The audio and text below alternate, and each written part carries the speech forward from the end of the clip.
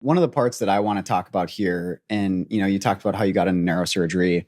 I want to take a little step back because it's something that's close to us. Your time at Vandy, Sure. and I think probably one of the people that had a big impact on you. Obviously, he's had a big impact on us as well. Probably mentor, colleague, friend, Dr. Clint Devin. Yes. No, thanks for bringing him up.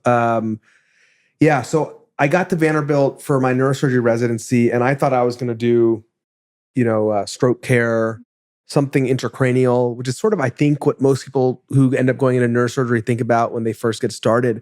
And Clint Devin, I think, embodies this notion that oftentimes what you do in life, you decide to do based on the people that you're surrounded by and what a certain field or certain career direction represents in terms of the personalities of the people.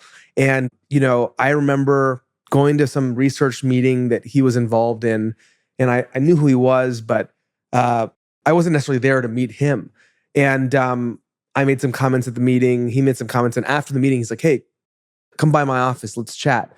And he just had this charisma and this sort of grounded, real talk, sort of no BS energy around him that was just gravitating, or that I gravitated to. And so he said, "Hey, this is what kind of research I'm working on, love to have you participate." And he started out as sort of like a research mentor.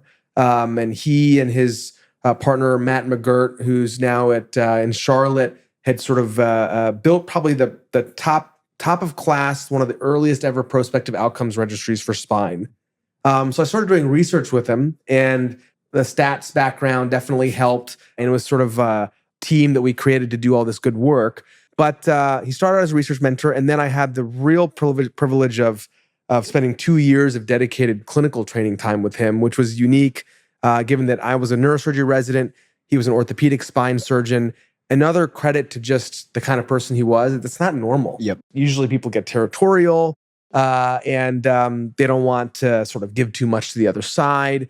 He wasn't that way. He was the kind of person where it's like if he was good at something or he had identified something of value, he couldn't help but share it with the people that he cared about. And that's true for clinical pearls, technical pearls in the operating room, research ideas, personal life, everything. And so he went from research mentor to teacher, like clinical teacher. And then I probably used this line a few times, and I hope it's not like overdone. And then I left Vanderbilt, went to fellowship, and then the relationship morphed where he became more of like a life mentor.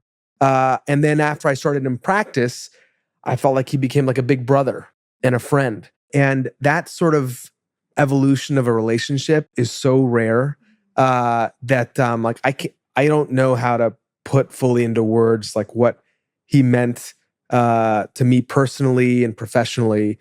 And like my wife met him once for maybe 2 minutes, like years ago when we were dating. And she, even though she never got to know him, like she sees him as this like incredible like figure like in my life, just from the stories I tell and the way I talk about him. And the same thing with my parents, like my parents never had a chance to meet him, but he holds this like special place in our hearts. And I'm just one of many who have that experience with him. So yeah.